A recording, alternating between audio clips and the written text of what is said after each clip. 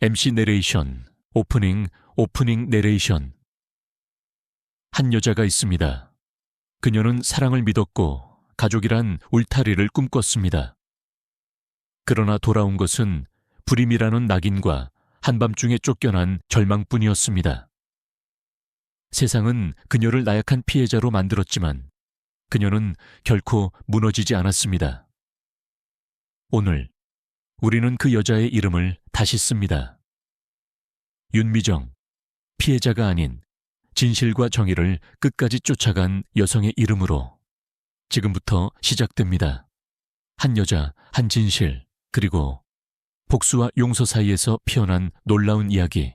막 혈통의 압력에서 태어난 죄악, 전통, 배신, 그리고 유산이라는 이름으로 서서히 자신을 잃어가는 한 여인의 가슴 뭉클한 이야기. 장면 1.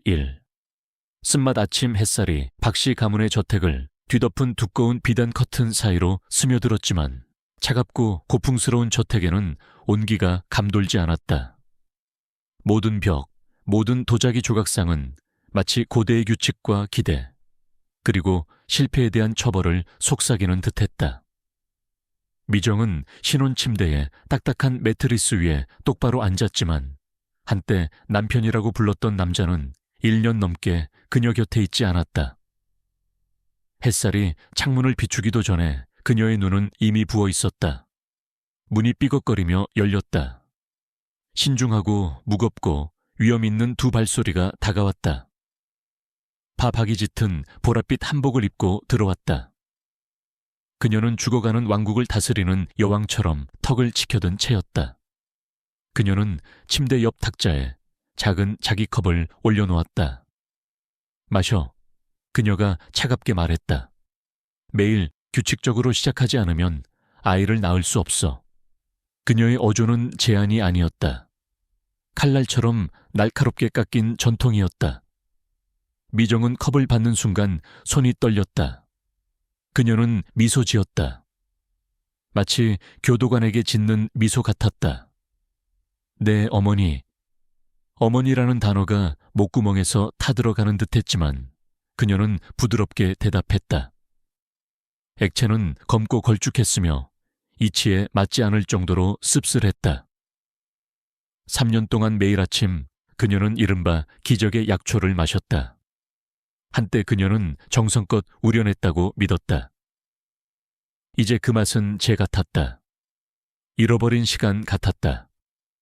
그녀는 빈 컵을 가볍게 쨍그랑 소리를 내며 내려놓았다.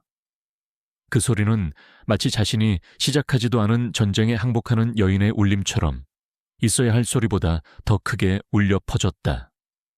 MC 내레이션. 네가 매일 마시는 독이 증오가 아니라 혈통으로 뒤틀린 사랑에서 나왔다면. 장면 1점. 한 끼 식사, 두 끼 고통, 그날 저녁. 박신의 식당은 차가운 침묵과 날카로운 눈빛으로 가득 찬 긴 복도였다. 음식은 비쌌고 분위기는 숨 막힐 듯했다.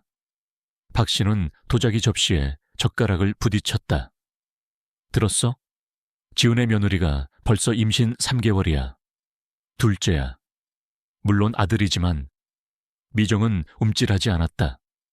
이 말을 10번이나 들었던 것이다. 남편 태주는 아무 말도 하지 않았다. 그는 아무 말도 하지 않았다. 그저 밥그릇에 눈을 받고 마치 부끄러워서 말도 못하는 아이처럼 계속 먹었다. 며느리의 가치는 그녀가 낳아준 상속자만큼만 소중해. 박 씨는 미정을 쳐다보지도 않고 말을 이었다. 그날 밤 저녁 식사 후 미정은 태준을 따라 서재로 들어갔다. 우리 얘기 좀 할 수 있을까? 무슨 얘기? 태준은 돌아보지도 않고 대답했다. 우리 얘기 말이야. 다른 병원을 알아보는 거 말이야. 다른 치료법을 시도해보는 거지. 아니면 내가 아닌 건지도. 태준은 한숨을 쉬며 내일로 미정 넥타이를 메고는 오늘 풀지도 않았다. 미정, 젊어지지 않아. 이제 핑계는 그만둬야 할 때인가 봐. 태준은 목에 가시가 박힌 듯 말을 잇지 못하고 그를 빤히 쳐다보았다. 진행자 내레이션. 여자는 침묵 속에서도 살아남을 수 있어. 하지만 한때 믿었던 사람에게 침묵당하는 순간 그녀 안에 무언가가 썩기 시작해. 장면 1.3. 진단. 절망 미정은 혼자 산부인과에 들어갔다. 그녀는 비밀리에 진료 예약을 해두었다. 너무 빨리 희망을 말하면 유리처럼 깨질까봐 두려웠기 때문이다. 무균 진료실 안에서 유 선생님은 폴더를 너무 조용히 들고 있었다. 그 침묵은 나쁜 소식이라는 것을 그녀는 알고 있었다. 미정. 호르몬 수치가 심각하게 불균형해요.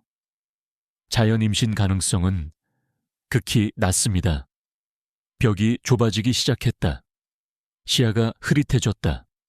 귀를 기울이려 했지만 아무 소리도 들리지 않았다. 오직 자신의 피가 귓게 쿵쾅거리는 소리만 들렸다. 집으로 돌아오는 길에 유 선생님은 폴더가 불이라도 날 것처럼 두 손에 꽉 쥐고 있었다. 장면 1.4.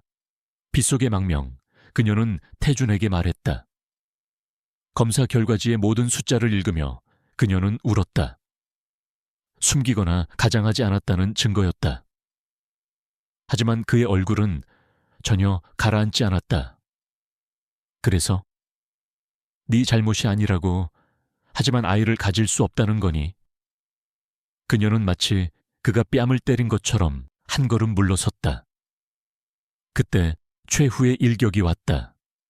단두대처럼 방을 가르는 어머니의 목소리였다. 이런 익살스러운 짓은 그만해. 이 집을 더럽혔잖아. 이혼해. 태주는 고개를 끄덕였다. 그냥 그렇게. 마치 아내가 아니라 해고당한 하인처럼. 미정은 바닥에 쓰러졌다. 나를 사랑한다고 했잖아. 그녀는 흐느꼈다. 그게 다 아들을 낳아준다는 조건으로 한 거였어. 아무도 대답하지 않았다. 그날 밤 그들은 그녀를 내쫓았다. 마치 하늘마저 그녀와 함께 울고 싶어 하는 듯 비가 쏟아졌다. 그녀는 공원 저택의 웅장한 대문 밖에 서 있었다. 맨발에 흠뻑 젖은 채 구겨진 결혼식 사진 한 장만을 움켜쥐고 있었다. 경비병들은 그녀와 눈조차 마주치지 않았다. 제2막, 제의로 뒤덮인 진실, 조용한 복귀, 그리고 봉인된 진실의 첫 균열. 장면 2.1. 새벽의 병동, 그리고 끝나지 않은 악몽 몇 달이 흘렀다. 비 내리던 밤, 쫓기듯 집을 나섰던 미정은 이제 허름한 고시원 방에 머물고 있다. 고된 병원 근무를 마친 밤마다 그녀는 혼자 끼니를 때우고 새벽녘까지 잠을 이루지 못했다. 그녀는 다시 간호사가 되었다. 하얀 유니폼을 입고 병실을 돌지만 마음속은 아직도 검은 절망에 잠겨 있다. 침대에 누워도 귀에 맴도는 건 시어머니의 차가운 말투. 대 못 낳는 여자가 우리 집안에 있을 자리가 어딨니? 남편의 마지막 눈빛, 묵묵히 도장을 찍던 그 손. 나는 정말 불임일까? 장면 2.2. 잊힌 가방 속, 잊지 못할 쓴맛. 어느 비 오는 날 오후, 미정은 방 청소를 하다 구석에서 작은 첨보자기를 발견한다. 그 안에는 오래전 마지못해 넘기던 그 약봉지가 들어있었다. 갈색 종이에 쌓인 채 아직도 쓴 향이 배어 있었다. 그녀의 손이 멈춘다. 손끝이 떨린다. 혹시 이걸 검사해보면? 장면 2.3. 친구의 진단, 진실의 전율 다음 날, 미정은 오랜 친구 소영을 찾아간다. 한의사로 성공한 소영은 밝게 그녀를 맞지만 미정의 얼굴에서 뭔가 심상치 않음을 감지한다. 미정, 이 약 엄마가 매일 정성껏 다려줬다고 했었어. 혹시 진짜 몸에 좋은 약이 맞을까? 소영은 약재를 천천히 풀어보며 냄새를 맡는다. 그러다 갑자기 표정이 굳는다. 그녀의 눈이 흔들린다. 소영, 저음. 이건 단순한 보약이 아니야. 여기엔 여성 호르몬을 교란시키는 약초가 들어있어. 장기 복용할 경우 배란이 억제되고 임신이 어렵게 돼. 그 말을 들은 순간 미정의 심장이 얼어붙는다. 숨이 막히고 손에서 약봉지가 떨어진다. 미정, 속삭이며.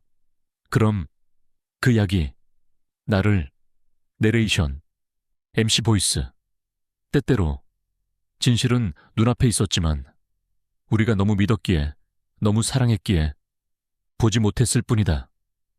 장면 2.4 병원 기록 그리고 뒤바뀐 죄인 밤 병원 기록실.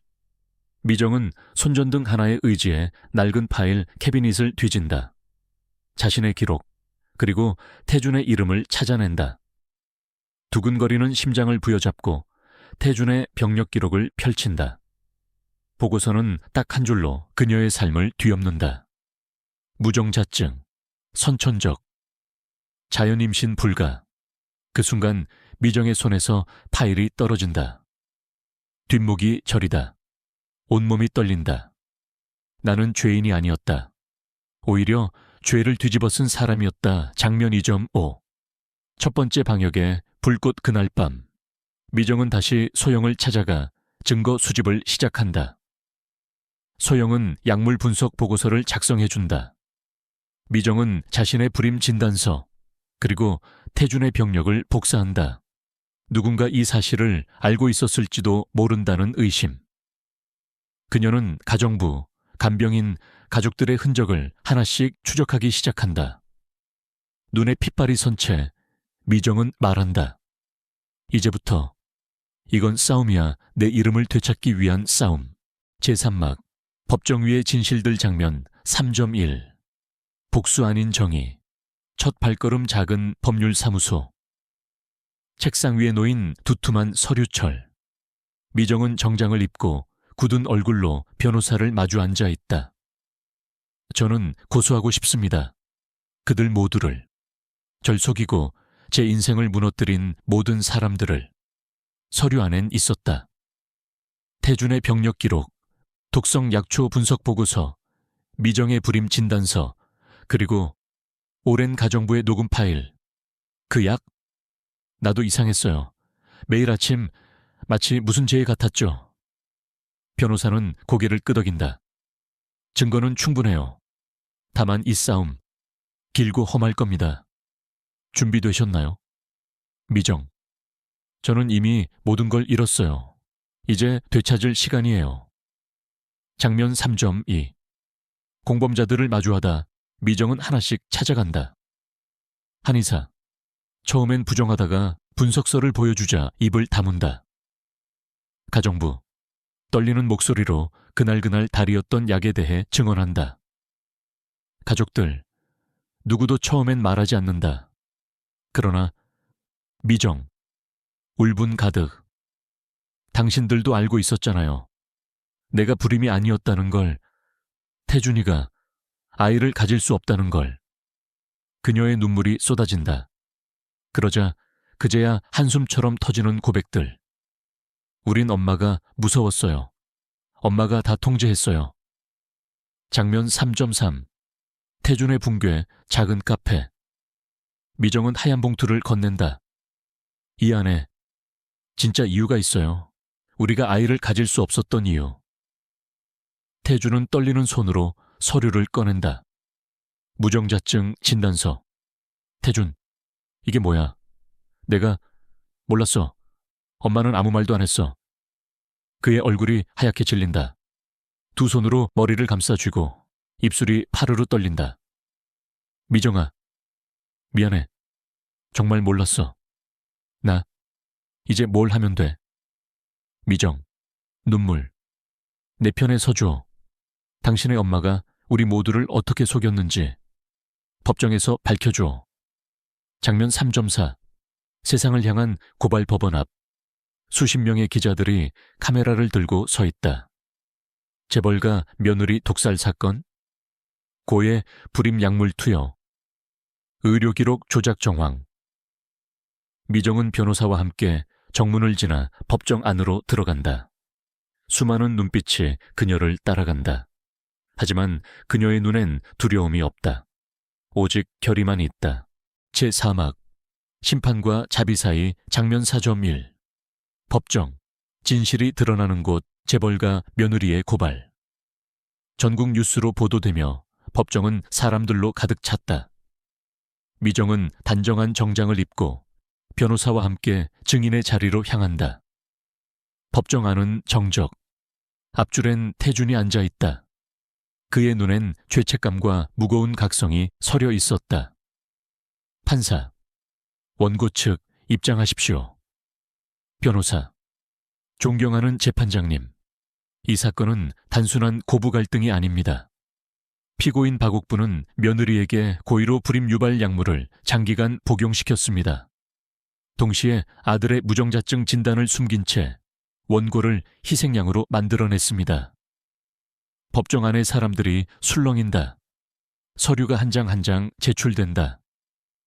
약 성분 분석 보고서, 태준의 진단서 가정부에 녹음 미영의 자백, 그리고 박옥분의 자필 편지. 그 애는 아이를 가져선 안 됩니다. 우리 아들의 비밀이 밝혀지면 안 되니까요. 박옥분의 얼굴이 하얗게 질린다. 그녀는 입을 꾹 다물고 고개를 숙인다. 장면 4점. 이 드라마틱한 반전. 쓰러진 시어머니 방청석. 태준이 어머니를 바라보고 있는데 박옥분 갑자기 가슴을 움켜쥐더니 비틀비틀 일어나지 못하고 쓰러진다. 어머니, 구급차를 불러주세요. 법정이 아수라장이 된다. 미정은 놀라 눈이 커지고 무의식적으로 일어선다. 태준은 어머니의 이름을 부르며 울먹인다. 장면 4.3 병실의 진실, 말기암 선고병원. 의사의 말이 공기처럼 무겁게 내려앉는다. 환자는 말기 간암입니다. 전이도 진행되어 있어 길어야 3에서 6개월입니다. 미정은 한동안 아무 말도 하지 못한다. 죽어가는 사람. 하지만 그 사람이 자신에게 한 짓은 평생의 상처였다. 태준은 병실 앞에서 울고 있었다.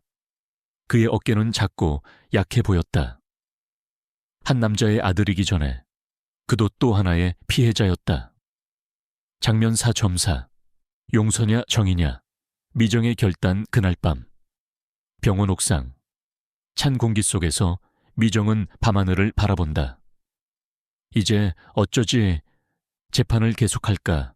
아니면 그녀의 손엔 여전히 고소장과 증거 서류들이 들려 있었다.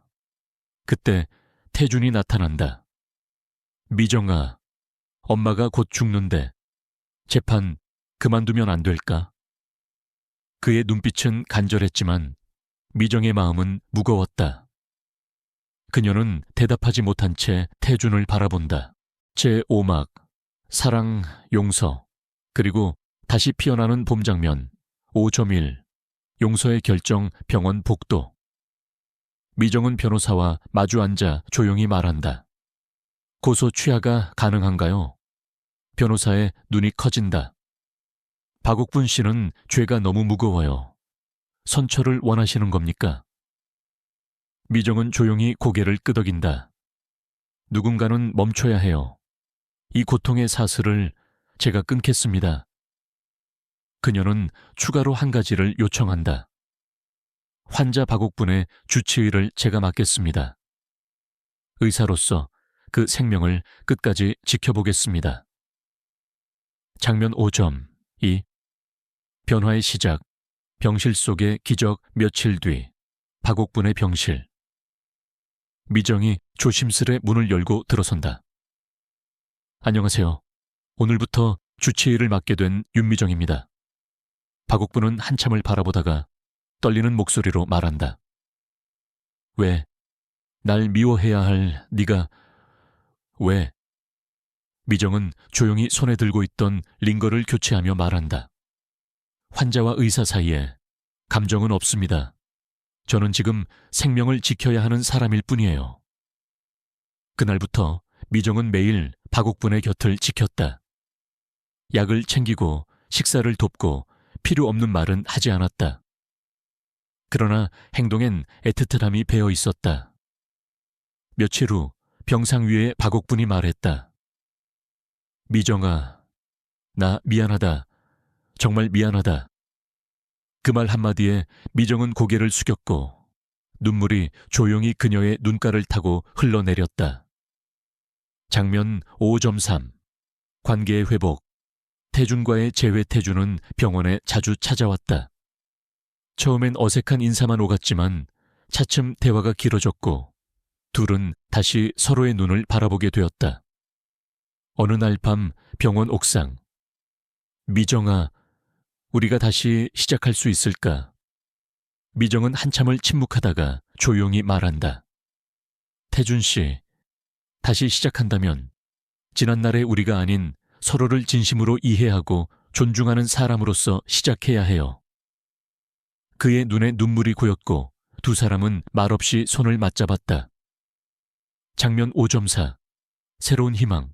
세보미의 탄생 몇 개월 후 시험관 시술을 통해 미정이 임신했다는 소식이 전해졌다. 태준은 눈물을 흘리며 미정을 안았다. 우리가 해냈어. 10개월 후 병원 분만실에 아기의 첫 울음소리가 울려 퍼진다. 작고 연약한 생명체. 그녀의 이름은 새봄, 새로운 봄. 우리 인생에 진짜 봄이 왔어. 병실 한켠 박옥분이 휠체어에 앉아 손녀를 바라보며 눈물을 흘린다. 이 아이, 내가 못 볼 뻔했구나. 그녀가 미정을 향해 떨리는 손을 내민다. 정말 고맙다. 그리고 미안하다. 미정은 그 손을 조심스레 잡는다. 이제 다 괜찮아요. 우리 세보미와 함께 다시 시작해요. 제6막. 그 소녀는 이제 모두의 윤미정 선생님이 되었다. 장면 6.1 상처는 사명을 낳는다. 세월은 흘렀다. 윤미정은 이제 산부인과 전문의 그리고 여성 심리상담 전문가로 성장했다. 그녀는 매주 병원에서 무료 강의를 열었다. 제목은 단 하나. 여성의 몸 그리고 마음의 회복에 대하여. 무대 위에 선 그녀는 하얀 가운을 입고 단단한 눈빛으로 관객을 바라본다. 저는 한때 불임이라 불렸고 사랑을 잃었고 가족에게 버림받았습니다. 하지만 이제는 이 모든 아픔이 제 사명이 되었습니다. 관객석 눈물을 훔치는 여성들이 있었다. 그녀들의 눈에 비친 미정은 더 이상 희생자가 아니었다.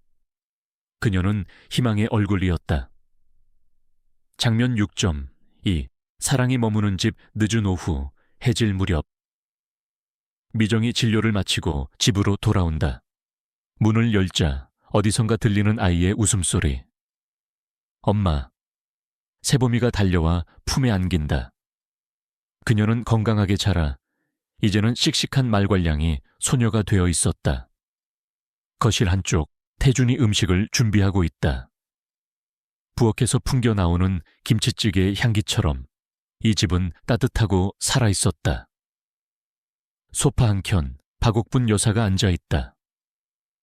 예전처럼 위험에 찬 여인이 아닌 조용히 손녀의 머리를 쓰다듬는 온화한 할머니의 모습이었다. 그녀는 조용히 말한다. 미정가, 정말 고맙다. 나 같은 사람을 끝내 용서해줘서. 미정은 고개를 저으며 미소 지었다. 우린 모두 변할 수 있는 존재니까요. 저도 그렇게 믿고 싶었어요. 장면 6.3 마지막 독백.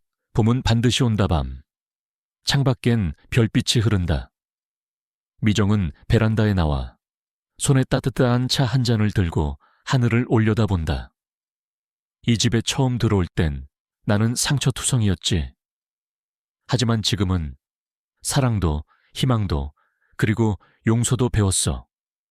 그녀는 조용히 속삭인다. 상처는 사람을 망가뜨릴 수도 있지만 사람을 강하게 만들 수도 있어요. 나는 후자를 선택했을 뿐이에요. 세보미가 방 안에서 자장가를 부른다. 그 소리에 미정은 조용히 눈을 감는다.